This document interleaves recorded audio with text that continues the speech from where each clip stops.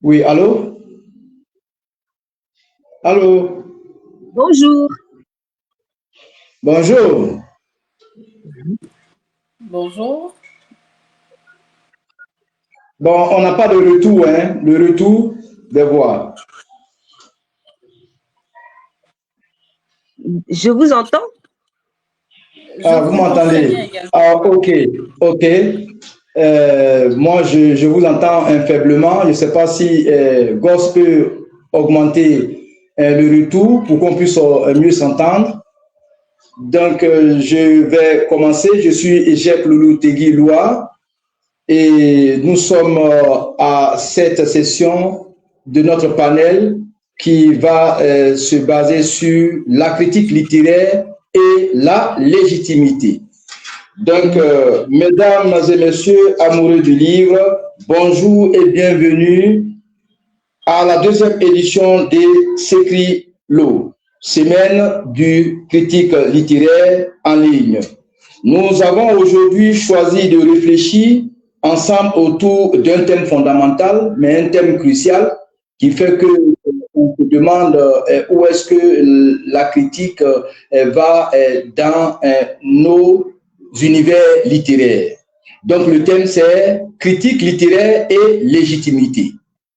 Donc ce qui va nous ouvrir un portail de savoir si la critique est perçue comme un espace d'autorité, qui a le droit de juger une œuvre littéraire, si sur quels critères cette œuvre doit être jugée et surtout d'où vient la légitimité d'un critique littéraire. Doit-on la considérer comme académique ou est-ce que la critique se fait comme on le veut, comme on le voit sur les réseaux sociaux, ou simplement issue de la passion ou de l'expérience de la lecture? Dans un contexte où la critique s'est démocratisée, notamment avec l'avènement des réseaux sociaux, cette question devient plus que jamais cruciale. Pour en discuter, nous avons l'honneur de pouvoir vous présenter quelques panélistes qui seront là. Nous serons 5 au total. Il y aura Madame Emilienne Nzang Mezu qui sera là. Je ne sais pas si elle est là parce que je vois les images en petit. Madame Emilienne Nzang Mezu, vous êtes là? Allô? Donc, nous continuons. Nous aurons un Belvi Mwanda. Belvi Mwanda, et toutes ces panélistes vont se présenter elles-mêmes. Et donc, après, nous aurons Axel Korondo. Korondo, on nous a dit que pour des raisons indépendantes de sa volonté, il ne pourra pas être avec nous. Certainement qu'il va trouver un petit moment, on ne sait pas. Et puis, nous avons Claire Idomba, qui sera aussi une panéliste, et puis enfin Zénab Diomandé pour cette session qui va s'ouvrir sur le Sécrilo. Nous allons parler de la critique et de sa légitimité. J'espère que vous m'entendez bien. On vous entend.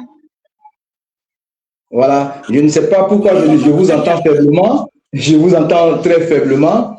Donc, nous n'allons pas nous attarder sur ça. Nous allons d'abord commencer par la série de présentations. Nous allons nous présenter. Moi, je ne faisais que ouvrir la lucarne introductive de ce panel qui est critique littéraire et légitimité.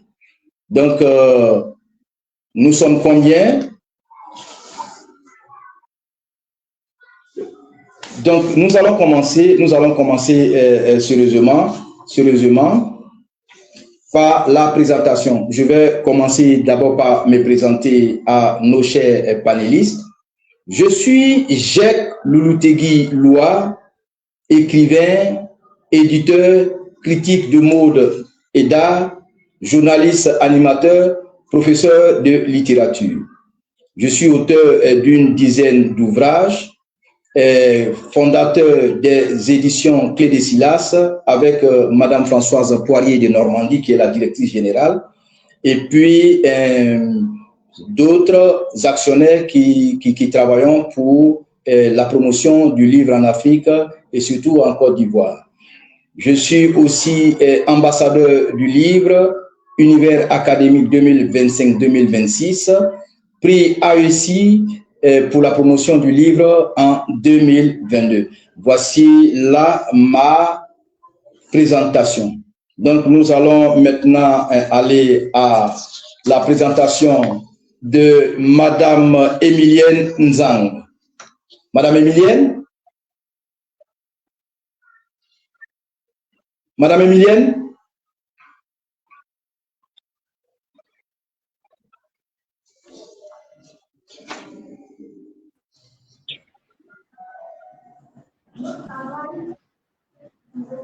Bon, je vois très mal et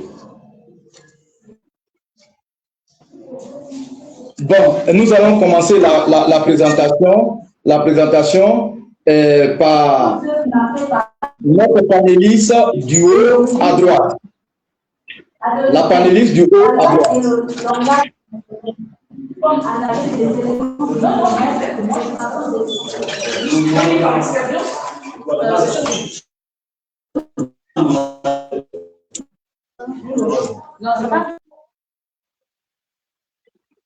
Gosse, est-ce que Gosse est là?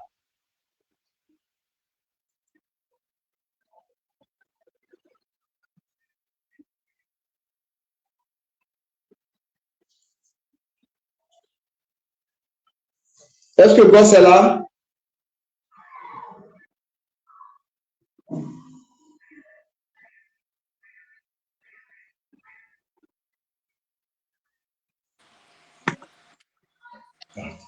Vu qu'on ne l'a pas, je pense que je peux commencer par ma présentation et après on va continuer pour gagner en temps. C'est bon?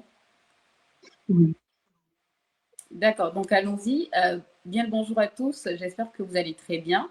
Je suis Zeynab Diomandé, je suis auteure d'un livre pour enfants qui s'intitule Zeina, la petite qui zozotait. Je suis également doctorante en espagnol à l'université Félix Houphouët-Boigny de Cocody. Et puis, je suis enseignante également en espagnol. Et pour terminer, je suis journaliste et podcasteuse. Je suis très heureuse d'être en votre compagnie pour cette semaine du critique et littéraire online. Merci beaucoup. Mais j'attends qu'il passe la parole ou bien... Oui, je pense que vous pouvez commencer. Donc, je passe la parole. J'ai un problème avec mon micro. Je vous entends faiblement. D'où j'espère que vous m'entendez maintenant. On vous entend bien. Moi, je vous entends parfaitement. Très bien. Merci bien. J'avais un problème de micro qui faisait que je parlais dans le vide. Vous allez vous présenter successivement, puisque nous devions être 5, mais nous nous retrouvons à 2. Certainement que les autres panélistes vont nous prendre en cours de route. Je disais que je suis Jacques Louloutegui Loa, journaliste animateur. Je vais m'arrêter à ça. Donc, je demande à la dame de droite de se présenter. Carmen, je crois, hein?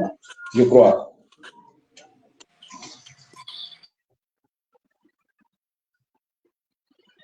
Oui, je vous écoute.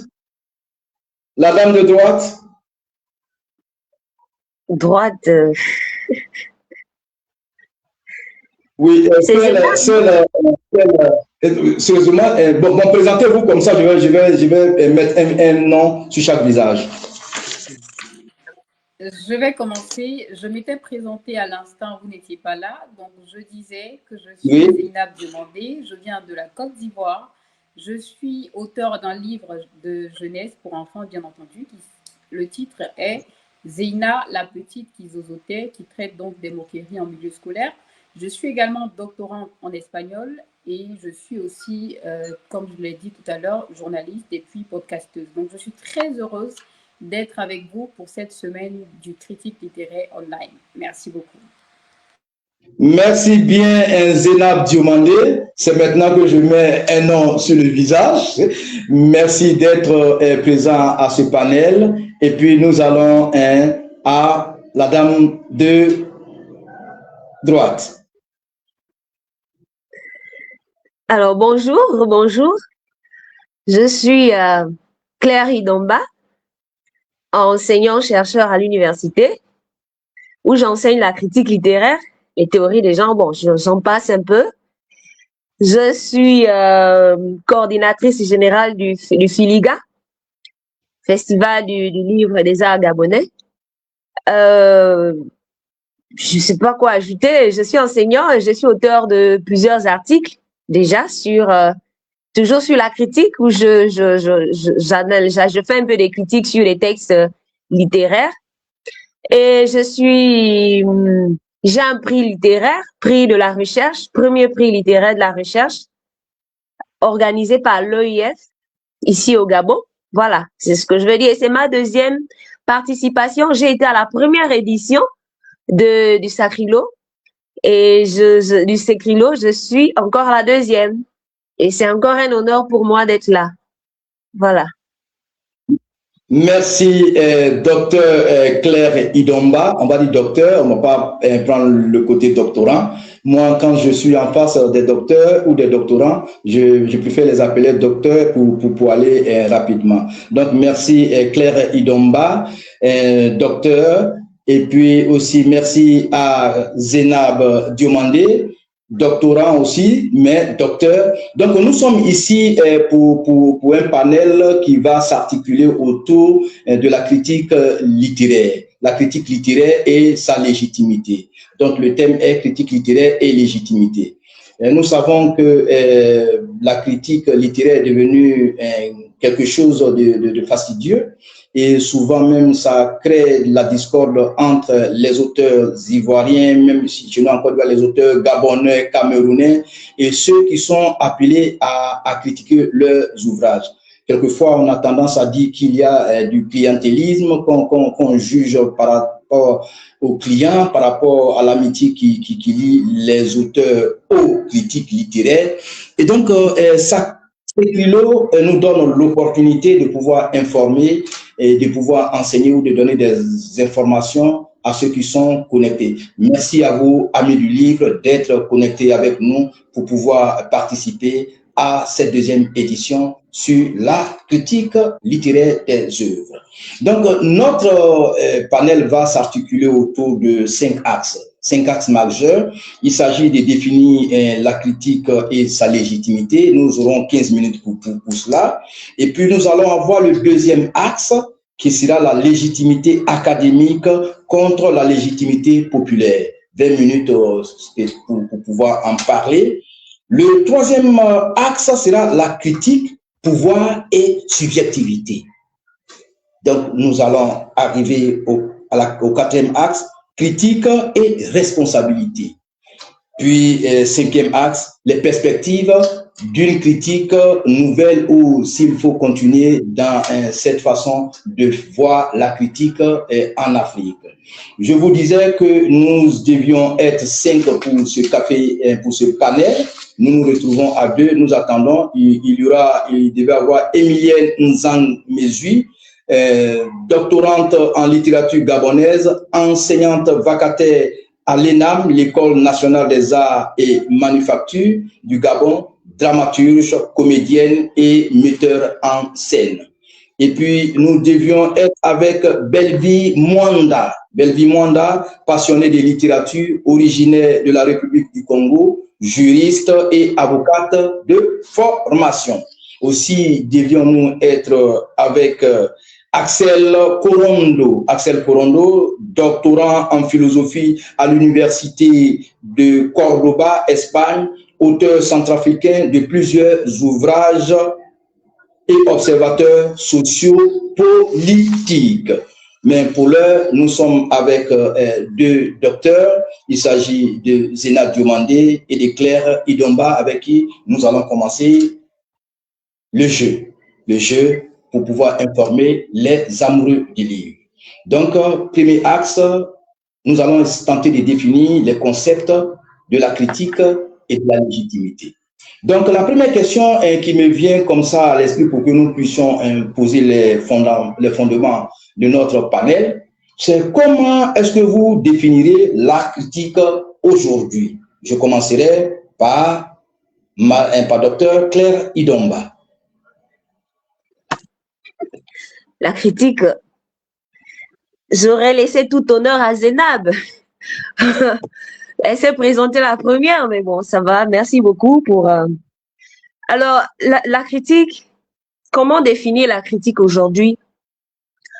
Je me passe un peu de toutes les définitions qu'on attribue à la critique, qu'on affecte à la critique, pour dire que, pour enlever un peu le caractère judicatif, c'est-à-dire que parler de critique, c'est quoi la critique? Et dire que la critique est un jugement sur une œuvre ou jugement d'une œuvre, je me passe un peu de cette discussion et je préfère garder celle de l'évaluation d'une œuvre. Évaluer une œuvre, il y a quand même une nuance. Évaluer une œuvre, voir, c'est peser, c'est la supposer et peser encore pour voir ce qu'elle renferme, ce qu'il y a de bon, ce qu'il y a de mauvais. Et c'est beaucoup plus quelque chose de, comment il faut dire, je dirais que c'est une science, c'est une analyse minutieuse. Ce n'est pas quelque chose qu'on devrait faire avec légèreté, qu'on devait prendre avec légèreté, considérer avec légèreté ou avec amicalité, avec familiarité, mais c'est beaucoup plus quelque chose que nous devons prendre au sérieux parce qu'elle a ses codes, elle a sa façon de faire, elle a sa science. La critique a toute une science qu'il faut au préalable connaître. Donc, pour ne pas trop m'étaler dans cette définition, je dirais que la critique, c'est simplement l'évaluation d'une œuvre. Évaluer une œuvre, dire ce qu'il en est, ce qu'elle en est, ce qu'elle en a, ce qu'elle renferme, ce qu'elle dégage. Et la légitimité, bon, la légitimité, nous sommes sur le fameux débat, comme vous l'avez si bien présenté dès le départ, qui est apte à faire la critique, qui doit faire la critique, qui peut évaluer une œuvre. Et aujourd'hui, comme le grand thème de la deuxième édition, la critique littéraire à l'heure des réseaux sociaux. Mais qui doit véritablement faire la critique? C'est là tout le débat. Pour l'instant, je ne souhaiterais pas me prononcer, mais je dirais tout de même que si on veut avoir une critique fondée, une critique qui repose sur qui fasse ressortir le côté scientifique du texte, parce que lorsqu'on parle d'un texte, on parle d'abord de littérature. Et la littérature, c'est d'abord une science. Une science parce que elle a ses codes, elle a sa façon de s'exprimer, elle a sa façon de se dire. Un livre ne se dit pas n'importe comment. Un livre se dit et se crie à travers des codes. Et ce sont ces codes-là qui érigent la littérature en science. Et donc, même pour l'analyse, il y a des codes. Il y a des codes pour analyser un texte. Et là encore, ça dépend maintenant de ce que nous voulons analyser dans le texte. On n'analyse pas un texte. La critique ne se fait pas d'abord à partir de l'auteur. Aujourd'hui, elle se faisait comme ça avant. Mais aujourd'hui, la critique se fait sur l'œuvre elle-même. Parce que, comme disent les grands auteurs, lorsqu'un texte est sur le marché, l'auteur est mort. L'auteur n'existe plus. En fait, le texte n'appartient plus à l'auteur. Le texte appartient au lecteur. Libre à lui de faire du texte ce qu'il veut et de dire ce qu'il veut du texte. Donc, je vais d'abord m'arrêter là avant d'aller dans les plus de détails. Merci, docteur Claire Idomba. Merci. Nous avons vu, vous dites que la critique, c'est d'abord une science, et c'est une science qui se base sur un texte, et les textes ne sont pas écrits de façon hasardeuse. Donc, la critique aussi, elle aussi, doit être une science qui respecte un ensemble de codifications. Merci à vous. Zena Diomandé, nous allons vous écouter, donner votre définition, puisque le docteur a déjà mis les deux concepts ensemble. J'avais voulu qu'on définisse concept par concept avant de soulever la problématique qui se dégageait des deux concepts. Donc, allez, vas-y pour ta définition des deux notions.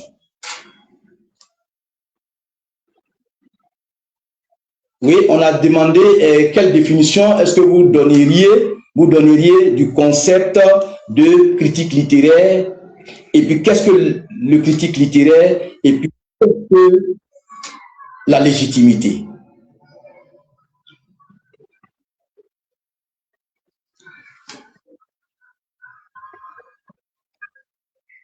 Zena Diomandé, nous t'écoutons.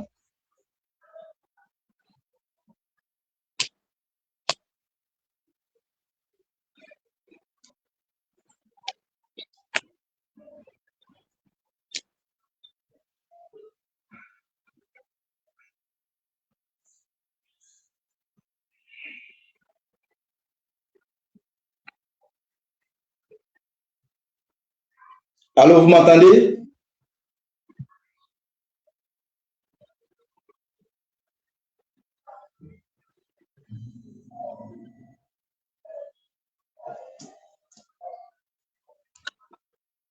Je crois qu'elle s'est déconnectée. Oui, bon, donc, oui, mais c'est Claire Idomba qui parlait tout à l'heure. Oui. Voilà, donc, je te laisse la parole. On va continuer le temps qu'elle arrive. Le temps qu'elle arrive. Oui, oui, et donc, quand vous soulignez un peu la distinction de séparer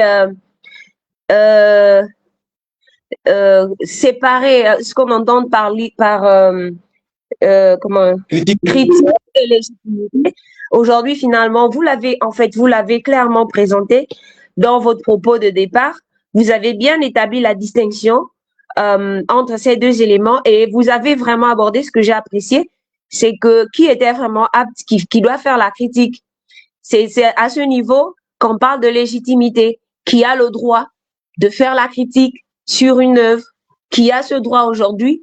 Est-ce que on peut parler aujourd'hui et dire que tout le monde a le droit de s'ériger en critique? Est-ce que tout le monde est critique littéraire? Est-ce que on ne doit pas? Est-ce que être critique, ce n'est pas une formation d'abord? Est-ce qu'on devient critique comme ça en lisant une œuvre, pardon? Bon, pour ma part, je dirais que il faut déjà dès le départ faire la distinction entre un critique et un lecteur. Ce ne sont pas les mêmes personnes. Le lecteur lit, il va lire, il peut donner son avis, mais son avis, ce n'est pas la critique. Ce n'est pas ce qu'on entend la critique. C'est un simple avis. J'ai apprécié le texte, j'ai aimé l'histoire. Ah ben l'auteur a une belle plume, mais la critique, c'est de justifier en quoi cet auteur-là a une belle plume. Bonsoir, je vous écoute un peu mal. Bonsoir, bonsoir. Oui, demain, attends, on a une arrivante. Oui, présentez-vous. Et puis on va continuer avec les définitions des deux concepts. Oui, allons-y.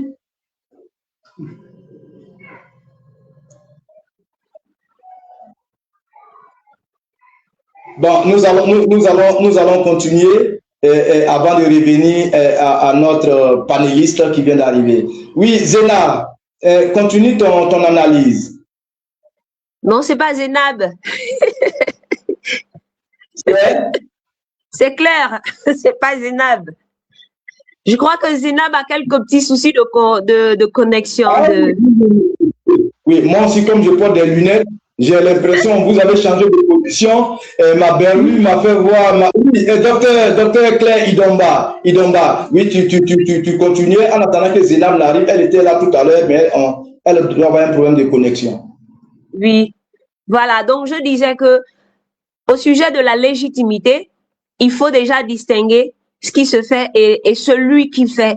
Est-ce que c'est un simple lecteur ou c'est un critique? Et on se posait la question de savoir, est-ce que finalement le critique n'est pas quelqu'un qui a d'abord été formé? Est-ce que, parce que critique, peut-être qu'en Afrique, c'est pas un métier, mais en Europe, le critique, la critique est un métier. C'est un métier, il y a des gens qui vivent de ça. Mais avant de vivre de ça, c'est un métier et comme tout métier, tout s'apprend. Il faut aller à l'école, il faut suivre des formations, il faut apprendre, il faut beaucoup lire. Et finalement, c'est à partir de cet instant, on pourrait se poser la question de qui est légitime, qui doit faire la critique. Est-ce que c'est le simple lecteur ou c'est celui qui est finalement allé à l'école pour ça? Ou est-ce que la formation du critique exclut automatiquement le lecteur de la critique? Est-ce que cette formation-là exclut quelconque personne à la critique d'un texte? C'est là toute la question et c'est là où je trouve vraiment la thématique très intéressante parce que aujourd'hui et partout, on se retrouve un peu avec cette cacophonie-là. Tout le monde se prétend et tout le monde se dit critique littéraire. Mais qui est vraiment critique littéraire? D'où la légitimité du critique, de la critique, qui doit faire la critique, qui est apte à faire la critique. Tout le monde ou un certain groupe de personnes. C'est un peu ce que Et oui, merci, docteur Idomba. Ça devient clair et nous avons essayé de poser les jalons de la thématique, même qui nous rassemble ici à ce Sécrilo. Il s'agit de la critique littéraire et de sa légitimité. Déjà, on a pu mettre en contact les deux concepts et vous avez soulevé un problème crucial en parlant de l'auteur, entre le critique lui-même et le lecteur. Ces deux entités-là. Et pour vous, fondamentalement, qu'est-ce qu'il faut avoir pour prétendre être un critique littéraire? Et pourquoi cette crise est sur le critique littéraire en Afrique? Alors, ce qu'il faut avoir, je n'ai pas envie d'exclure ceux qui n'ont pas fait des formations en critique. Je n'ai pas envie d'exclure les lecteurs parce que tout lecteur, normalement, il est d'abord plus ou moins, s'il faut lui accorder du crédit, c'est d'abord un critique parce qu'il va donner son avis, mais c'est loin de la critique. Mais être critique, c'est d'abord une formation. Parce qu'il y a beaucoup de choses qu'on doit déceler, par exemple, dans une œuvre. Et comme je disais tout à l'heure que la littérature, c'est d'abord la lettre. Nous sommes dans les livres, nous sommes dans la littérature, c'est d'abord la lettre, c'est d'abord le L. Donc, c'est qui s'écrit. Donc, normalement, comment connaître, comprendre et dire ce qui est écrit? Il y a des formations. Il faut, par exemple, avoir des formations en stylistique. Par exemple, connaître le style. Quel est ce style? C'est quel style? Par exemple, aujourd'hui, en Côte d'Ivoire, où la littérature en Afrique francophone est Côte d'Ivoire, Congo, Cameroun, Gabon aussi, où la littérature est un peu plus développée, on parle de, par exemple, l'écriture à la Dadier. Mais comment on s'identifie à Bernard Dadier? Par le style. Le style, la façon d'écrire de Dadier. Dadier, en superposant ces textes, on se rend compte qu'il a un style, il a une façon d'écrire et il a des thèmes propres à lui. Dadier n'écrit pas sur tout, il écrit sur des thématiques bien précises. C'est un peu partout ce qu'on retrouve. Donc, vous voyez que si vous n'avez pas cette petite formation-là de superposition de textes, vous allez vous limiter un peu sur l'histoire qui est narrée. Mais est-ce que c'est ce qui importe vraiment dans la critique? L'histoire compte, mais l'histoire importe-t-elle au grand pourcentage. Pas vraiment, parce qu'il y a les styles, il y a les thèmes, il y a la structure, il y a le contexte historique. Vous voyez, il y a tous ces éléments-là que normalement le critique doit connaître. Le critique connaît, que parfois le lecteur ne connaît pas, que le lecteur ignore.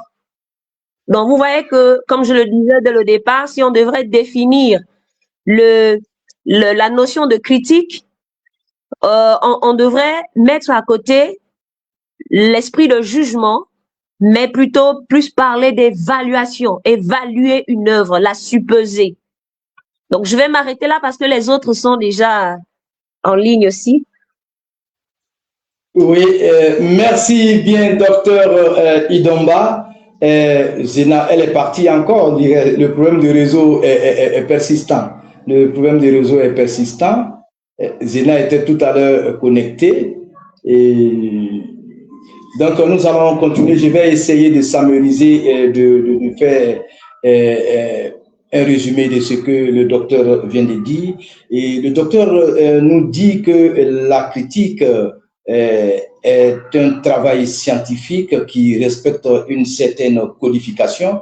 Donc, il faudrait prendre en compte le style. Et elle a parlé de superposition qu'avec Dadier, il y avait une superposition, les textes se superposaient. Elle va nous l'expliquer tout à l'heure. Je pensais que notre panéliste allait rester, mais elle est partie. Et puis, elle a parlé que c'est en Europe, surtout, c'est un travail. Et puis, il fallait voir si tout cela concordait, quels sont les éléments, les agrégats qu'il fallait utiliser pour pouvoir faire de la critique. Donc, le critique littéraire est soumis à une codification. Donc, qu'il ne fallait pas comprendre seulement que le critique seul pouvait juger d'un texte, et il ne s'agissait pas de juger, il s'agissait de peser les textes par rapport aux éléments textuels ou encore les éléments extérieurs que nous permettaient toutes les langues pour pouvoir arriver à une analyse claire, à situer l'œuvre dans son contexte actuel, son contexte passé, mais aussi sa relation avec l'originalité et le style. Donc, c'est ce que j'ai pu comprendre de l'analyse du docteur. Et donc, il semblerait que ce panel finirait serait un échange entre la docteure Idomba et moi, parce que les dieux de la technique, somme toute, ne veulent pas que Zénab Diomandé soit là pour apporter soit un correctif, soit rendre le panel encore plus mouvementé. Mais cela n'est pas le problème. Donc, nous allons continuer quand elle viendra ou quand les autres panélistes seront là. Nous allons essayer d'élargir l'éventail et donner tout le mouvement et de voir tout ce qu'il fallait. Donc, tout à l'heure, nous avons essayé de définir le critique littéraire et la légitimité. Cela va nous permettre de glisser vers le deuxième axe de notre panel, parce qu'elle a soulevé un problème vraiment factuel entre la légitimité académique et la légitimité populaire. La légitimité académique et la légitimité populaire. Donc, docteur, ces deux notions-là, qu'est-ce que ces deux notions-là soulèvent dans votre esprit quand on parle du critique littéraire et puis de sa légitimité? Doit-on considérer comment la critique académique ou est-ce que la critique populaire peut aussi jouer son rôle pour la compréhension de ce concept-là? Oui, en fait, les deux sont légales. Les deux sont légales. La critique populaire, elle est très importante pour la vulgarisation des textes. Pour la vulgarisation, donner un avis incite le lecteur à découvrir un texte. Donc, lorsque vous commettez un texte, par exemple, il y a Zénab qui nous parle de son texte pour enfants. Lorsque un internaute récupère ce texte-là, il donne un avis. L'avis que l'internaute donnera sur ce texte-là incitera des lecteurs à aller le rechercher. Donc, vous voyez que la critique populaire est très importante pour la vulgarisation des textes. Maintenant, il y a la critique académique qui est très différente. Critique académique qui est une critique assez comment je dirais, assez structurée. Oui, assez méthodique. Voilà, merci. Assez méthodique parce que c'est tout un travail que vous faites sur le contenu de l'œuvre. C'est tout un travail que vous faites sur le contenu de l'œuvre et là, vous allez dans les détails près de l'œuvre. Donc, les deux critiques, en fait, se valent. Vous voyez, je vais prendre un petit exemple. Vous prenez un texte, je sais pas si on a lu les mêmes textes, mais vous prenez un texte, par exemple, et vous décidez, vous dites, vous faites un commentaire d'un texte. Quel texte? J'ai lu dernièrement un texte d'un Ivoirien, Destin parallèle, de Alain Ousso. Voilà, je l'ai lu dernièrement. Voilà. Je l'ai lu. Bon, j'ai juste une simple, la critique populaire peut se limiter à présenter, voilà, c'est une histoire très intéressante, deux destins, des jumeaux, l'un qui a été élevé par comment il faut dire, et chez nous on appelle ça les reines des eaux et les rois de la forêt, vous voyez, des entités mystiques, mais qui finissent à se retrouver. Voilà. Vous voyez, dans la critique populaire, je mets l'accent sur les faits de société qui vont toucher les lecteurs, la sensibilité des lecteurs. Et c'est ce qui poussera des lecteurs à aller acheter ce texte-là. Mais moi, critique académique, si je dois faire une analyse approfondie de ce texte-là, je peux par exemple, aujourd'hui par exemple, il y a plusieurs critiques. Il y a la critique psychanalytique qui étudie la psychologie, vous voyez, la psychologie des personnages. Il y a la critique sociologique qui étudie le rapport du texte à la société.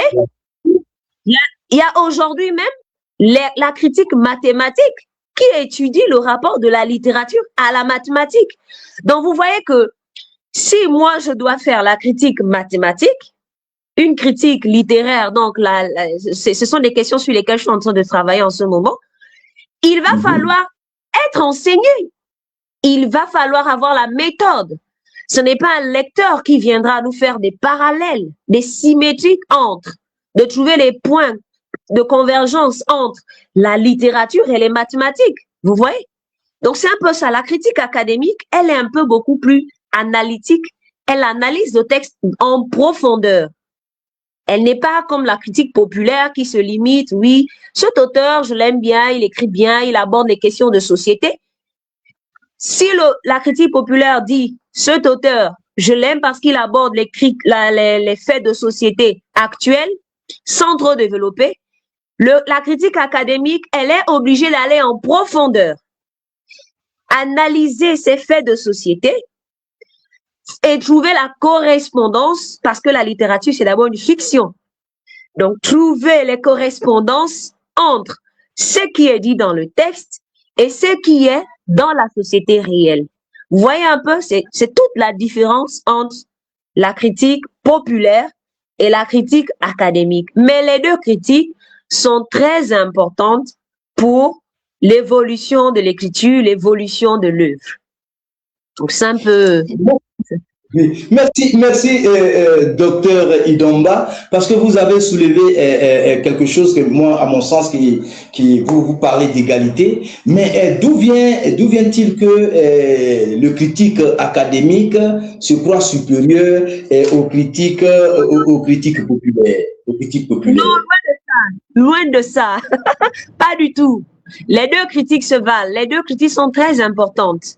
Seulement... Oui, non, je sais, mais je dis les critiques eux-mêmes, parce que nous, on a un critique littéraire en Côte d'Ivoire ici, et lui, quand il attrape les textes des gens, il saccage les textes, on se demande même si le fait d'être universitaire, d'être docteur, ne lui monte pas à la tête jusqu'à détruire les textes des gens, et les textes que le populaire, le sens commun aime, lui, il prend, il les détruit. Est-ce qu'il n'y a pas une contradiction? C'est que le public peut aimer peut-être l'émotion sans connaître le respect et les règles. Et c'est que l'université ou bien le critique académique peut voir pour saccager. Est-ce qu'il n'y a pas de dichotomie dans cette vision-là? Non, en fait, il faut que chacun comprenne sa position, connaisse surtout sa position. Il faut que chacun connaisse sa position parce que la critique populaire n'est pas là pour commettre des textes qui vont rester, c'est-à-dire des archives sur un texte. C'est le travail de la critique académique. Ce sont des textes qu'on produit sur un texte qui existe déjà et qui font toute la science de la littérature.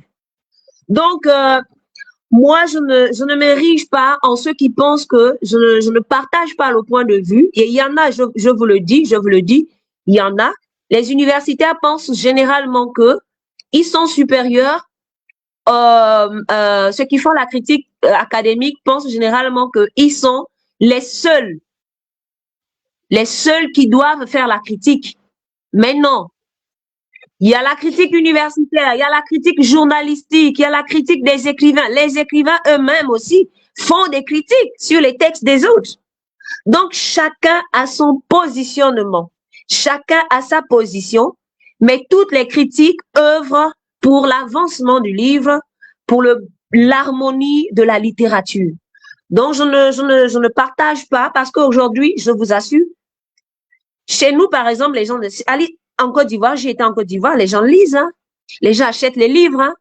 Mais au Gabon, le livre coûte cher, on a du mal à l'acheter, on ne l'achète même pas, même quand on fait le festival, les gens viennent parce qu'il y a le mouvement, mais ils n'achètent pas des livres, les gens ne lisent pas. Donc, vous voyez que si vous passez votre temps à commettre des articles scientifiques, qui va les lire pour découvrir la véritable critique? C'est pas évident. Donc, vous créez des savoirs de tiroirs, vous créez des savoirs de cloisonnement, alors que lorsqu'un critique populaire émet une critique face à un texte, bonne ou pas, hein, bonne ou mauvaise, ça suscite la curiosité, et je pense que j'ai oublié son nom, il y a un jeune critique là en Côte d'Ivoire, il a un blog, Digbeu. C'est pas lui, c'est Digbeu. Voilà. Non, c'est son acronyme, c'est Dequine. Voilà. Eric Digbeu.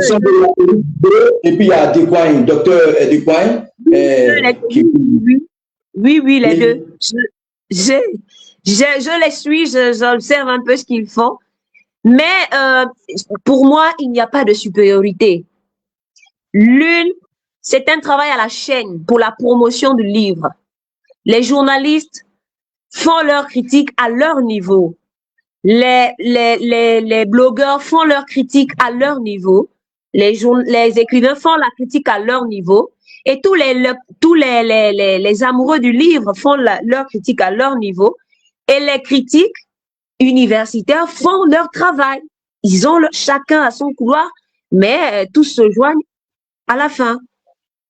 Ouais, donc. Tous se joignent à la fin, c'est là que moi je vais les tenir, mais je vais en même temps rebondir sur un phénomène parce que le critique littéraire, c'est fondamental. C'est fondamental. On sait que ils peuvent booster un livre, comme le détruit. On a vu au 19e siècle, surtout avec Les Fleurs du Mal ou certains auteurs, dont les ouvrages, peut-être l'incompréhension même de la texture ou de la portée de ces ouvrages-là, analysés par des critiques qui n'avaient pas un horizon plus large, avec détruit ces ouvrages qui sont devenus au XXe siècle des ouvrages que nous avons étudiés à l'école. Mais en même temps, docteur Idomba, vous avez soulevé une notion très fondamentale, c'est vrai, mais en même temps, avec l'extension du net, on constate quelque chose.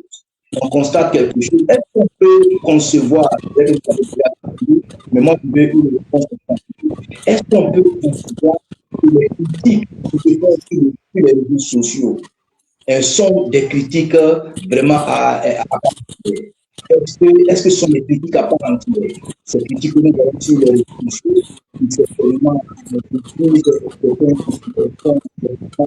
est-ce que ce sont des critiques vraiment fondateurs? Désolée de prendre la parole comme ça parce que j'ai l'impression que monsieur le présentateur ne me voit pas depuis. J'essaie de faire non, désolée, désolée. Alors, je suis là depuis quelque temps maintenant. Donc, mais je ne te vois pas, sérieusement. D'accord. Donc, je suis là maintenant.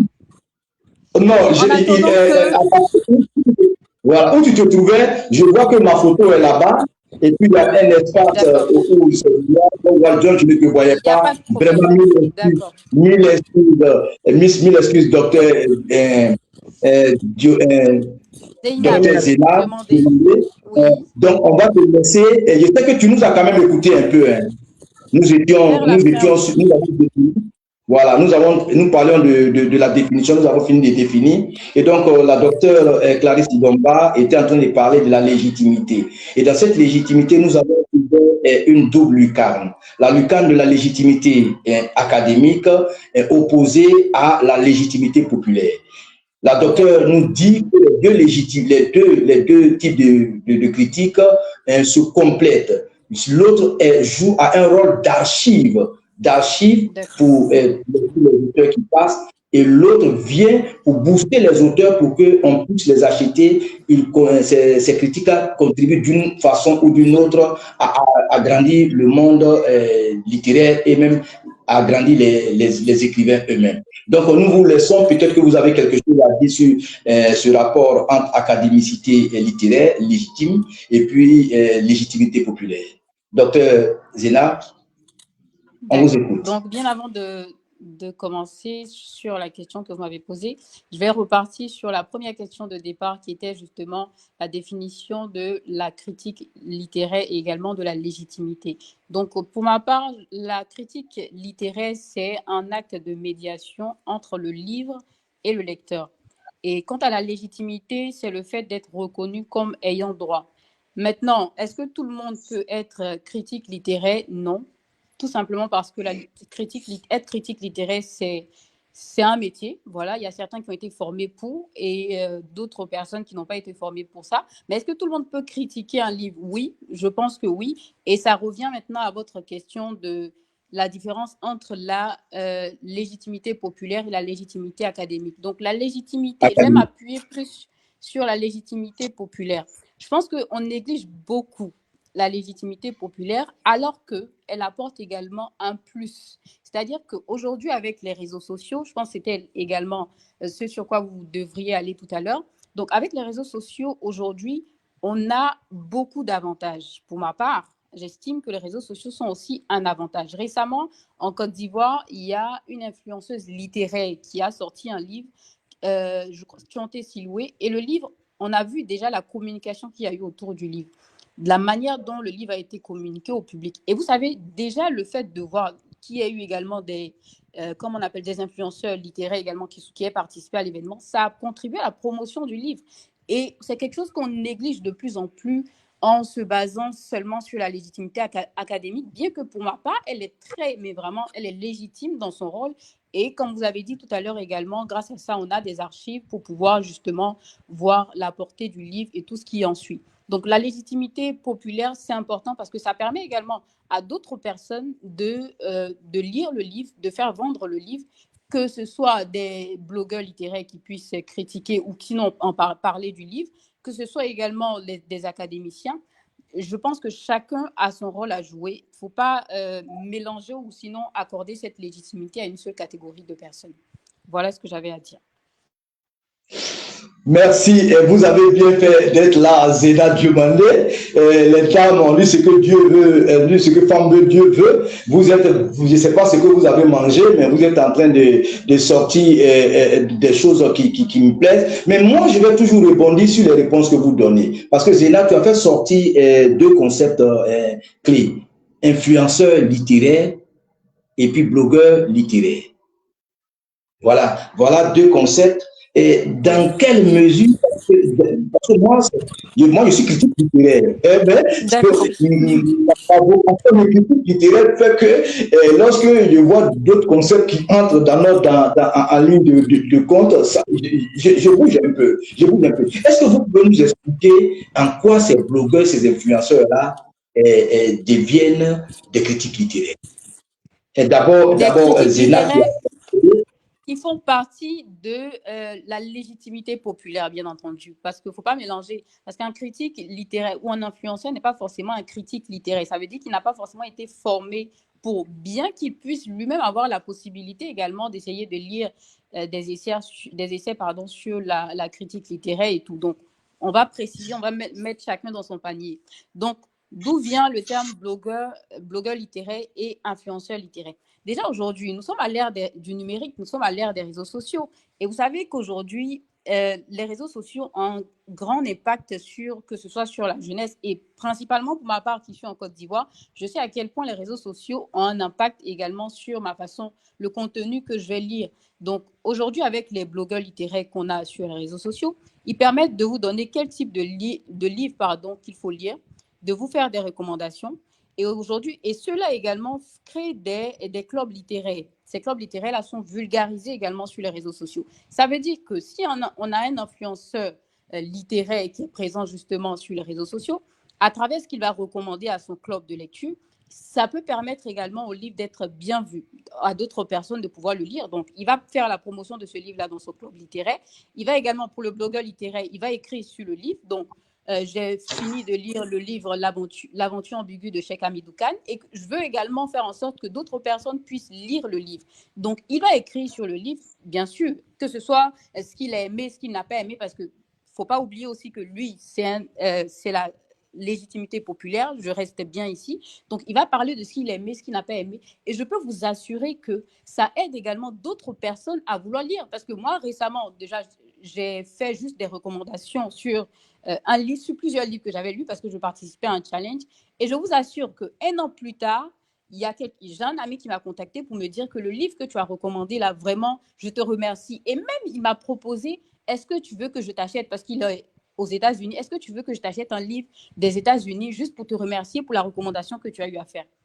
Donc, à cause du fait justement que j'ai recommandé un livre, et pour ma part, selon justement mon avis personnel, donc lui également, il se dit que d'autres personnes ont eu envie de lire le livre. Donc, il ne faut pas mélanger les choses, que ce soit la légitimité populaire, elle également a des choses à dire, et également la légitimité académique qui, elle également, est basée sur la méthodologie qu'elle a eu justement à apprendre à l'université ou en tout cas dans son domaine de prédilection. Voilà. Merci, docteur Zéna. Oui, la sémiologie de l'image, la sémiotique, la lexicologie, tout ça, ce sont des éléments qui nous permettent de voir la légitimité académique avec la possession des agrégats de l'écriture et du style pour pouvoir détecter un texte. Donc, on a écouté Zéna. Docteur Idomba, qu'est-ce que vous avez ajouté à ça? À ma perplexité face aux influenceurs et puis aux blogueurs littéraires. Non, mais je pense que Zeynab a tout dit. Je ne sais pas, c'est pas comme il y a quelqu'un qui écrivait tout à l'heure qu'on les appelle les critiques 2.0. Cette catégorie de critiques-là, je maîtrise pas. Voilà, je ne maîtrise pas encore vraiment et je crois que je vais m'y mettre. Mais je pense que Zeynab a tout dit, les blogueurs sont là pour... ils sont très importants. Ils sont très importants, les blogueurs, les influenceurs. C'est la première fois que j'entends les influenceurs. Comment elle a dit là? Je sais, les influenceurs. Voilà. C'est la première fois, on apprend tous les jours. Les influenceurs, effectivement, les influenceurs, il y a des influenceurs littéraires.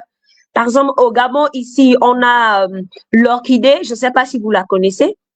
On a l'Orchidée, voilà, qui m'influence beaucoup parce que à chaque fois qu'elle poste un texte, et je cherche, mais je n'ai pas le livre, mais je fais tout pour avoir des résumés je fais tout pour avoir des commentaires sur le texte. Donc, ça me pousse vraiment. Vous voyez que ce que Zénab a dit, ça, c'est juste parce que ça agit sur moi.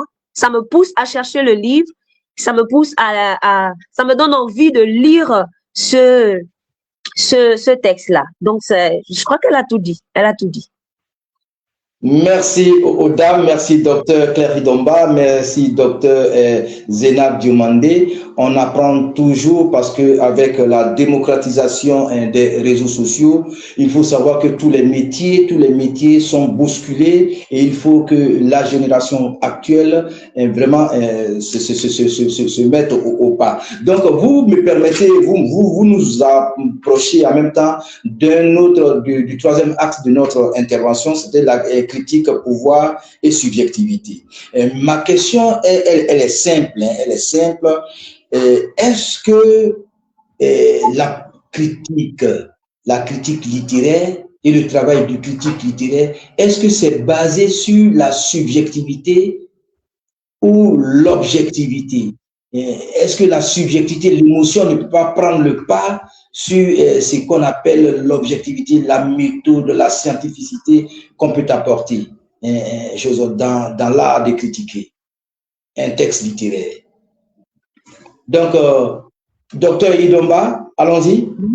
Je crois que j'ai trop parlé, Zénab. Bon, oui. Bon, je vais répéter l'ordre des choses. Donc, comme vous permettez qu'on passe la parole à docteur Zénab. Zénab, tu peux nous dire quelque chose sur ça? D'accord, allons-y. Allô? Donc, oui. Alors, où de reprendre? Oui. Oui, allez-y. Bon, allez-y. Voilà, je disais que vous me permettez, puisque sur les réseaux sociaux ont démocratisé la critique, c'est parce que c'est par rapport à ça qu'on se pose des questions sur la légitimité populaire et la légitimité académique. Mais moi, en même temps, ça me pousse à aller vers quelque chose. La critique, son pouvoir et la subjectivité. Est-ce que la subjectivité n'intervient pas fondamentalement dans la critique d'un texte? Est-ce que fondamentalement, ça n'intervient pas? Et puis on dit que non, il a fait une critique objective, Est-ce que ce n'est pas la subjectivité qui critique le texte plutôt que l'objectivité? Pour ma part, j'estime qu'il y a toujours une forme de subjectivité dans une critique qu'on apporte. Par contre, le travail du critique littéraire, normalement, exige de lui d'être impartial, c'est-à-dire d'être objectif dans ce qu'il va dire. Donc, par contre, pour ma part, il y a une sorte de subjectivité. Une fois à l'université, on avait un enseignant qui est venu et qui nous a dit que généralement, quand on lit un livre, on lit surtout la pensée de l'auteur. Ce n'est pas forcément la réalité. C'est-à-dire que l'auteur, il a écrit, mais selon lui. Et avant, moi, justement, je prenais pour argent comptant ce qu'un auteur disait. Mais quand il a dit ça, j'ai compris tout de suite que il y a ce que l'auteur nous dit et il y a également la réalité. Donc, pour revenir maintenant aux critiques littéraires, on exige normalement du critique littéraire d'être impartial, de donner justement les faits, de raconter, sinon de parler en fonction justement d'être subjectif. Donc, par contre, pour ma part, il y a une sensibilité personnelle également qu'il apporte et également culturelle parce que le critique littéraire, s'il connaît les contours, un auteur qui vit en Côte d'Ivoire, qui a ses propres réalités, qui vit dans le quartier d'Abobo, qui a raconté l'histoire d'Abobo en fonction de son vécu personnel. Un critique littéraire également, peut-être qui se trouve dans un autre pays étranger, qui décide de faire la critique littéraire de ce livre-là. Vous voyez qu'il ne maîtrise pas forcément tous les paramètres, tous les contours de ce que l'auteur d'Abobo a voulu justement raconter. C'est pour ça que je parle également qu'il y a un aspect subjectif dans son interprétation d'un texte qui n'est, pour ma part, jamais totalement neutre. Donc, je peux dire également que toute critique comporte une part de subjectivité car elle est le résultat d'une expérience de lecture qui est, bien entendu, individuelle. Ok, merci. Il y avait une question qui venait, mais je vais laisser à Dr Claire Idomba de nous donner ce qu'elle en pense. Vous avez écouté Zénab, vous avez vu ce qu'elle a dit. Voilà, Oui. qu'il y a l'expérience, il y a le cadre qui intervient. Mais vous, qu'est-ce que vous en direz? Ben, un peu, je rejoins un peu l'avis de Zénab parce que c'est d'abord la subjectivité qui nous attire vers un livre. C'est d'abord l'envie personnelle, c'est d'abord ce qu'on a ressenti, ce qu'on a aimé, c'est d'abord personnel, c'est d'abord subjectif.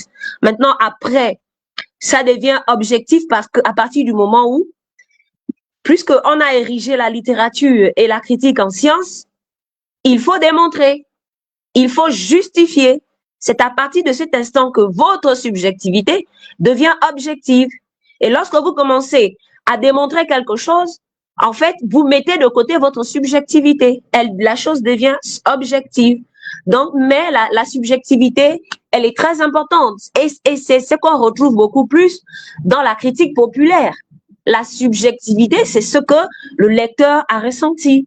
Mais l'objectivité reste chez le critique académique parce que lui, il est dans la démonstration, il est dans des éléments qu'il doit prouver, il doit prouver. Vous savez, par exemple, en sémiotique, si on doit faire la critique sémiotique, on doit chercher à savoir pourquoi, par exemple, aller ou encore, je regarde un peu l'actualité ivoirienne, je vois, j'ai un ami, Boris, comment il s'appelle? Moi, je l'appelle la colère voilà, la colère des avortés.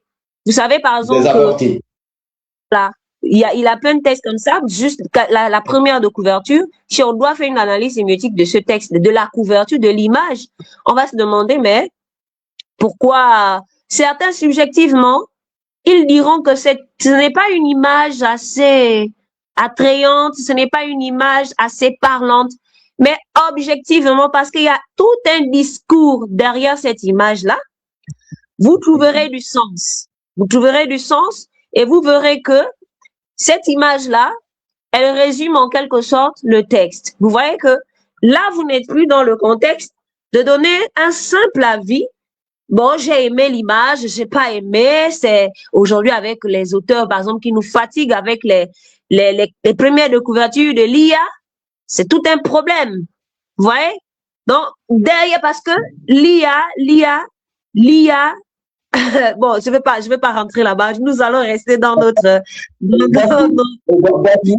Voici une autre critique qui vient. Pourtant, on dit que l'IA est là pour nous faciliter la tâche, à condition de ne pas écrire son texte avec l'IA, parce qu'il y a des gens qui écrivent des textes en un jour, un roman qui sort en une journée. Donc, merci à vous. Nous allons, au fur et à mesure que nous avançons, parce que vous soulevez des questions qui m'envoient à des tâtonnements, tout à l'heure, vous nous parlez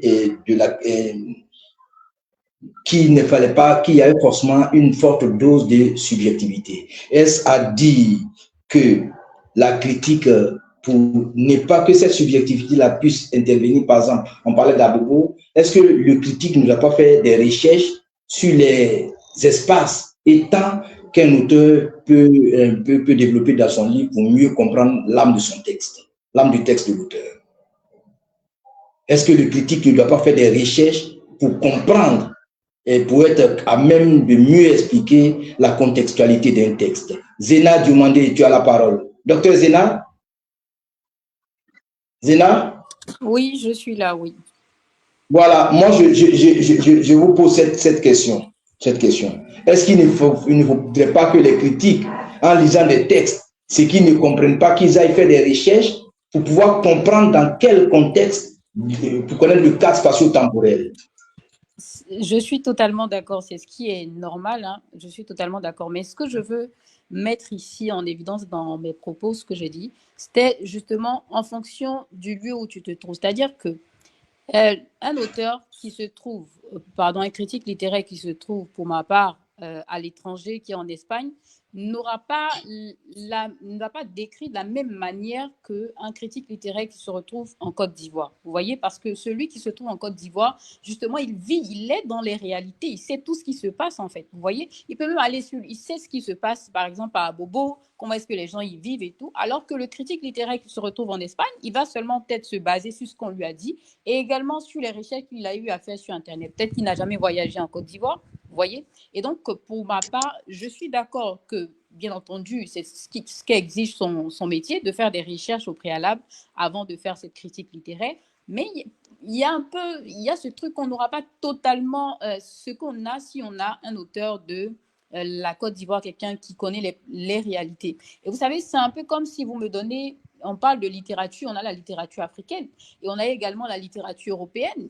Tout ça, mais pourquoi je me sens plus à l'aise quand je lis un livre d'un auteur, par exemple, comme Bernard Dadier, et quand je lis un autre livre d'un auteur, oui, c'est vrai, chacun raconte en fonction de, justement, du milieu dans lequel il se trouve, mais j'aurais plus cette sensibilité-là quand je vais lire un auteur comme Bernard Dadier, tout simplement parce que je me retrouve en lui. Merci, Dr Zena. Claire Idomba, vous avez quelque chose à ajouter? Oui, en fait, vous voyez que finalement, le débat, là, ce qu'elle dit, nous revenons encore sur cette affaire de légitimité, de légitimité, de critique populaire, de critique. C'est pour dire qu'en fait, les critiques se complètent. Parce que ce qu'elle soulève, en critique académique, on appelle ça la critique sociologique, qui nous permet de lire un livre en fonction des réalités sociales, en fonction de ce qui nous entoure. Vous voyez, on est plus proche. Par exemple, on a un célèbre texte ici d'un Gabonais, les Matiti. Les Matiti, chez nous, ce sont les bidonvilles. Et c'est l'un des textes je dirais, qui a été le plus plébiscité au Gabon. Même les jeunes, il est même au programme dans les établissements scolaires. Parce que ce texte-là plonge le lecteur dans les réalités sociales. Le lecteur est plus connecté que lorsqu'il lirait L'étranger d'Albert Camus. Bon, on lit L'étranger d'Albert Camus, ça va. Maintenant, en matière de réception, moi, je lis les textes ivoiriens. Je me retrouve parce qu'en fait, c'est la culture africaine. On a quasiment les mêmes manières de faire. La littérature camerounaise, c'est la même chose. Vous voyez, on a ce petit côté qui nous réunit. Donc, finalement, vous voyez que au-delà de cette affaire de pouvoir, de subjectivité, tous les éléments se complètent. Tous les éléments sont complémentaires. Que ce soit la subjectivité, que ce soit le pouvoir, que ce soit la légitimité ou pas, qui est apte, qui fait ça, tout ceci se complète. Donc, c'est très important et je tiens quand même à souligner que un critique populaire ne peut pas faire la critique sociologique. Oui, ça c'est vrai. Ne peut pas faire une critique sociologique. Il va faire le rapport, il va établir le rapport entre ce qui est dit dans le texte et ce qui se trouve à Yopougon, parce que c'est un peu les quartiers que j'ai visités. Ce qui se passe à Yopougon, on va se retrouver. Voilà, on va se retrouver, mais il ne peut pas, parce qu'il y a des codes pour mettre en parallèle, en lien, ce qui est dans le livre, parce que je vous le rappelle, tout ce qui est littérature, c'est d'abord la fiction, c'est de l'imaginaire, c'est de l'imagination qu'on met sur papier, c'est de la pure création. C'est d'abord la pure création, parce que c'est d'abord la littérature est fiction. Maintenant, après, il y a ce rapport à la réalité que seul le critique académique peut et a les capacités de faire ressortir, mais que le critique populaire ne peut pas. Voilà, on va dire le critique populaire fait la publicité. Alors, terminer. Non, c'est ça. Ok, merci, docteur Idomba. Ami du livre, amoureux de la littérature et amoureux des critiques littéraires, vous êtes à Secrélito pour la semaine de critique littéraire online sur Acolyte. Et nous sommes il nous reste encore peut-être une vingtaine de minutes, ouais, bon, je vais dire quinzaine de minutes pour terminer notre panel. Vous êtes à ce panel qui parle de critique littéraire et légitimité. Et à quel moment est-ce qu'on dit qu'un critique littéraire est légitime? Est-ce le critique littéraire qui saccage les ouvrages des écrivains? Est-ce qu'on fait du critique littéraire par copinage pour vendre une maison d'édition? Parce qu'il y a ce problème aussi qui se pose. Mais on va aborder, j'avais dit 5 axes, je vais combiner les 2 axes. Il s'agit de l'axe du critique et de sa responsabilité et des perspectives.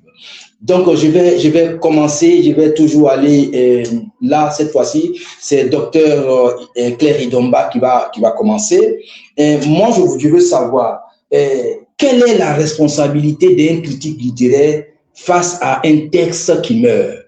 Un texte qui a été critiqué, ça a été bien critiqué, ça a été mal critiqué. Est-ce qu'un critique littéraire doit, même si ce n'est pas son ami, caresser une œuvre pour ne pas tuer l'œuvre? Claire, caresser une œuvre, c'est tuer la littérature. Caresser, caresser, je vous le dis en toute honnêteté, caresser une œuvre, c'est tuer la littérature. Maintenant, après, il faut trouver des mots et des façons de dire que cette œuvre est mal écrite ou elle n'est pas bien, elle ne raconte rien ça ne sert à rien pour ma part d'avoir un langage, je sais pas comme ça se fait aujourd'hui. Quand je vois certains critiques avancer, moi je dis pas des critiques littéraires, des critiques académiques, mais des critiques 2.0, dire d'un texte qu'il est nul. En fait, on ne dit pas d'un texte qu'il est nul, simplement que ce texte n'a pas touché votre sensibilité. Il n'a pas touché votre sensibilité. Ce que vous avez désapprécié, quelqu'un d'autre l'apprécie. Seulement que, mais aujourd'hui, le vrai challenge en Afrique, c'est qu'on est beaucoup plus dans ce que certains critiques ici au Gabon, notamment Grégoire Biogué et Steve Renombo, qualifient de critique judicative. C'est donner un jugement ferme sur une œuvre. On ne donne pas un jugement ferme sur une œuvre parce que, comme Zénab le disait tout à l'heure, il y a toujours une subjectivité dans un jugement. Il y a toujours une part de subjectivité lorsqu'on fait une critique d'une œuvre. Donc, vous ne pouvez pas venir sur la toile et dire que tel auteur, il est, je sais pas comment comme il le qualifie aujourd'hui, il est minable, il est ceci parce que il est nul. Non, ça ne se dit pas. Ça ne se dit pas et c'est malveillant de le dire. S'il est nul, dites-nous pourquoi il est nul. Dites simplement qu'il n'écrit pas selon les normes. Il n'écrit pas selon moi, je ne l'apprécie pas parce que voici. C'est ça toute l'objectivité de la critique académique. Vous devez justifier vos choix. Pourquoi vous dites qu'il est nul? Dites-nous qu'il est nul. Est-ce que vous, à votre place, qu'est-ce que vous aurez mis? Qu'est-ce que vous aurez placé à la place de la virgule que vous voulez ôter ou que vous voulez ajouter? Donc, vous voyez que ces débats-là, moi, je ne rentre pas trop là-dedans parce que j'estime que dans chaque œuvre, il y a une part de beauté parce que le temps que la personne prend pour écrire, pour noircir les pages blanches, c'est un travail qu'il faut respecter. Il faut respecter l'écrivain, il faut respecter les auteurs, les critiques aussi. Bon, je dirais qu'il faut de temps en temps, même si on est dans la critique populaire, il faut quand même une certaine formation. Ça ne sert à rien parce qu'une mauvaise critique peut tuer l'œuvre et l'auteur. Ça l'éteint complètement. Il n'existe plus. Il peut disparaître du milieu de la République mondiale des lettres. Il peut disparaître, il peut mourir à cause d'une simple critique. Mais une critique aussi qui valorise fait vivre l'auteur. valorise l'auteur et le fait naître. Vous voyez? Bon, maintenant, entre-temps, en blaguant, on pourrait aussi dire que les auteurs doivent aussi travailler leur cardio. Parce que voilà, lorsqu'un thème est sur le marché, oui, allez-y. Merci, docteur Idomba. On est presque au thème on va aller au pas de course pour pouvoir mieux fermer, mieux clôturer ce panel. Docteur Zénab, vous, qu'est-ce que vous en dites? Ou bien si vous êtes d'accord avec Idomba, bon, on continue. Bien entendu, je suis d'accord avec elle. Il faut faire attention. C'est aussi pour ça que le métier de critique littéraire, il faut se former avant. N'est pas critique littéraire qui veut. Donc, il faut se former, c'est important. Et puis, pour revenir justement à ce qu'elle disait par rapport à ce qu'on remarque sur les réseaux sociaux, et j'en ai vu plusieurs qui écrivent et qui... Vous avez l'impression que le livre que la personne a mis tellement de temps à écrire, c'est du n'importe quoi parce que ce sont les termes généralement que la personne utilise quand elle publie ce type de contenu-là. Donc, il faut faire attention également à ce qu'on dit.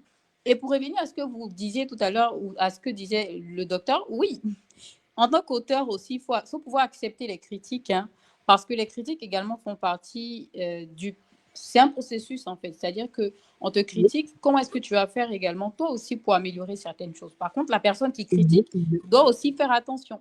Mais la critique, moi, je vois comme si c'était quelque chose de positif.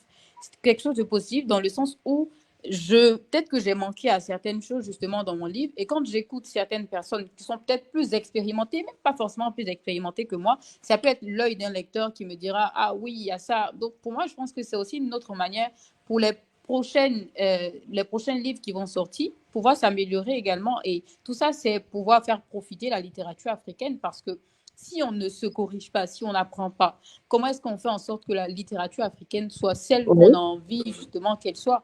Donc pour moi, c'est important non seulement pour, on va dire, les blogueurs et également et les influenceurs littéraires, le terme que j'avais utilisé, de faire attention à ce qu'on publie. Et puis, le métier de critique littéraire, c'est un métier. Hein, ce n'est pas critique littéraire qui veut. Donc, voilà. Merci, docteur Zena Diomande.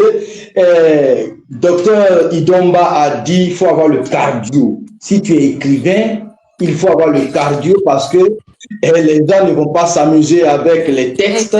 D'ailleurs, voilà, les gens ne s'amusent pas avec nos textes. Comme moi, quand j'écris universitaire que je suis, j'écris comme je veux, linguiste de formation, j'écris comme je veux, j'utilise les mots que je veux. Et celui qui veut critiquer, qu'il critique. Il faut aussi que les écrivains aient vraiment la force de pouvoir défendre leurs textes quand ces textes sont critiqués par des critiques littéraires. Et nous sommes au thème de ce panel, une question en même temps qui sera à double volet. Quelles sont les perspectives que vous voyez pour les critiques et leur légitimité à l'orée de 2030? Qu'est-ce qu'il faut qu'il fasse pour que la critique soit acceptée et qu'est-ce que vous prévoyez pour eux? Donc vous répondez et puis en même temps on se dit au revoir et puis après je reviens pour clore. Oui, docteur Claire Idomba. Les perspectives, c'est l'amélioration. Qu'est-ce que je peux dire? C'est que il est temps, surtout pour la critique africaine, qui est vraiment en retard par rapport à la critique occidentale. Il est temps que les critiques, perspectives, je sais pas, mais plutôt recommandations. Il faut que les gens s'y mettent. Il faut que, voilà, il faut que l'Afrique s'y mette. Il faut que nos auteurs, par exemple, chez nous, par exemple, ici, il y a un conflit entre les anciens, on va dire, les anciens griffes et les modernes. Parce que ceux qui écrivent depuis n'acceptent pas la critique, tant bien que mal, hein, qui est faite sur leurs œuvres. Lorsqu'on dit, par exemple, que ce texte-là, du point de vue stylistique, il ne vaut rien, bon, pas vaut rien, il n'est pas bien écrit, et que la plupart des écrivains ne sont pas écrivains, mais écrivant. Sinon, des raconteurs d'histoires. Ils nous racontent des histoires sans les écrire. Vous voyez? Mais à chaque fois qu'on dit ça, ça tourne au vinaigre et c'est, moi, j'attire vraiment l'attention des auteurs. Il faut que aussi l'Afrique s'identifie. Quelle est l'écriture africaine finalement? Peut-être qu'on ne peut pas généraliser de toute l'Afrique ou encore l'Afrique francophone, mais il faut qu'à partir de ce 21e siècle, l'Afrique aussi, qu'on sache, qu'on connaisse qu'on ait des grands auteurs, des grands critiques, des grands écrivains. Il y en a, mais c'est par vague, c'est par période. On a eu les Dadier, on a eu les Senghor, on a eu euh, plusieurs, il y en a tellement, mais pour la génération, ils sont où?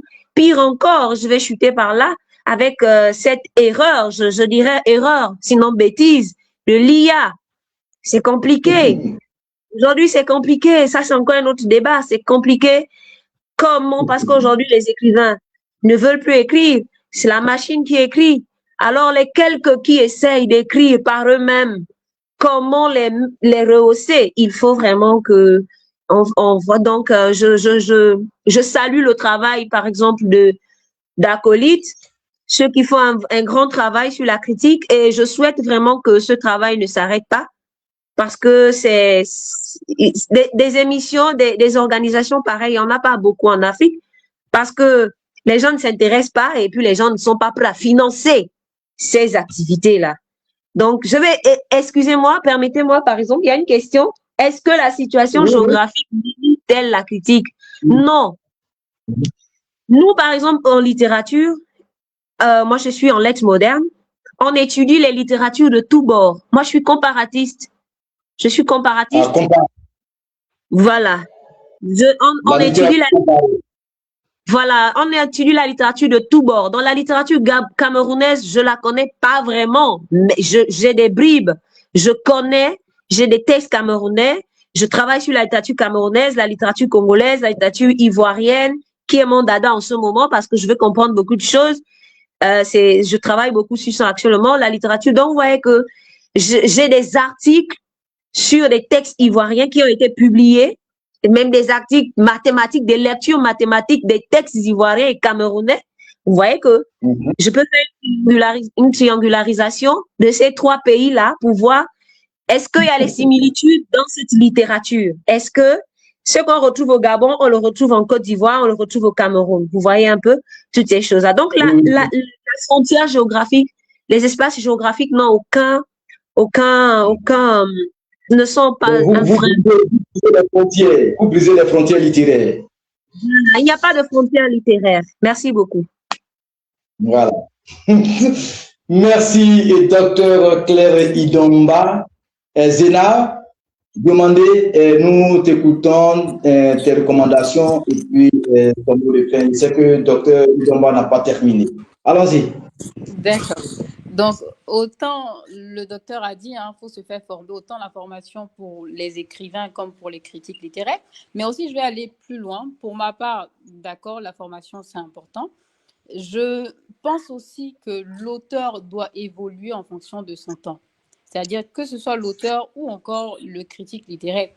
Je pense que si aujourd'hui on dit en fait que les blogueurs, justement, écrivent n'importe quoi sur les réseaux sociaux et tout, je pense qu'il faudrait aussi que les personnes qui connaissent le métier puissent également s'exporter, c'est-à-dire se mettre aussi sur les réseaux sociaux pour pouvoir justement encadrer ce domaine-là. Je pense qu'il est important que tout le monde, en tout cas les experts en matière de critique littéraire, se retrouvent également sur les réseaux sociaux pour pouvoir donner la bonne information. Et c'est justement la raison pour laquelle je salue l'initiative de Secrilo, donc le salon du critique littéraire online, parce que c'est ce cadre-là qui nous permet aujourd'hui de parler de critique littéraire, de parler de littérature tout simplement. Et puis aujourd'hui, il faut encourager également les auteurs à écrire, il faut encourager les auteurs à écrire.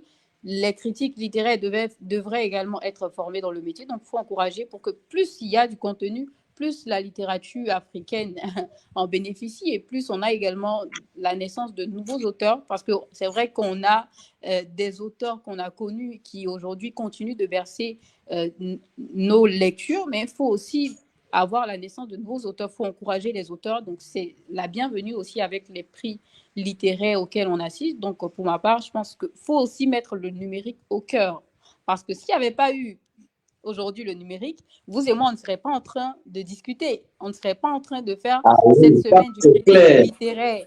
Oui, on ne serait pas en train de discuter en ligne en ce moment-là, parce que c'est grâce au numérique qu'aujourd'hui, on arrive à se parler, on arrive à parler de la littérature, mais surtout, il faut encadrer le domaine, faire en sorte que d'écouter ce que également les autres ont apporté, parce que comme on l'a dit, hein, que ce soit les blogueurs, eux également, ils ont des choses à dire sur le livre. Il faut encourager, parce que ce sont eux également qui permettent de faire vendre le livre. Grâce à ça, d'autres personnes également pourront justement lire le livre. Et il faut que l'auteur se considère aussi comme un peu... Il faut changer en fait. Avant, quand on fait sortir un livre, il n'y a pas toute cette communication-là qu'il y a autour du livre. Aujourd'hui, j'ai une amie qui a sorti un livre récemment que je tiens à saluer au passage, Gen Z, et je suis de cette génération-là, la génération qui justement veut mettre le numérique au cœur. Et pour ma part, c'est une initiative à encourager. Puis félicitations au Secrilo pour cet espace d'échange qu'il nous offre tout simplement. Merci beaucoup. Merci, docteur Zainab Diomandé. Je pensais que tu voulais parler de la génération 2.0 et de ceux qui voulaient faire la promotion du livre, mais c'est déjà une très bonne chose. Nous étions au panel sur la critique littéraire et la légitimité en ce jour, et c'est comme je vais dire, la semaine du critique littéraire en ligne. Et c'est avec Acolyte. Nous remercions la dame qui nous permet d'être là, Madame Ongono, et son équipe qui permettent à la communauté du livre africain, du livre international et mondial, de pouvoir comprendre les enjeux majeurs de la littérature africaine face à la mondialisation et face à un monde qui se tisse en toile d'araignée. Aujourd'hui, pour ce panel, nous aurions dû être, je vais citer ceux qui devaient être avec nous, mais pour des raisons indépendantes de leur volonté, n'ont pas pu être avec nous. Certainement que la prochaine fois, ils seront là. Il s'agit d'Emilienne Nzang Mesui, doctorante en littérature gabonaise, et il s'agissait aussi de Belvi Mwanda, personnage personnel de la littérature de la République du Congo. Il s'agissait d'Axel Corondo, doctorant en philosophie à l'Université de Cordoba en Espagne, qui aurait dû être avec nous, mais qui se sont excusés et qui présentent leurs excuses aux amis du livre, aux amoureux du livre.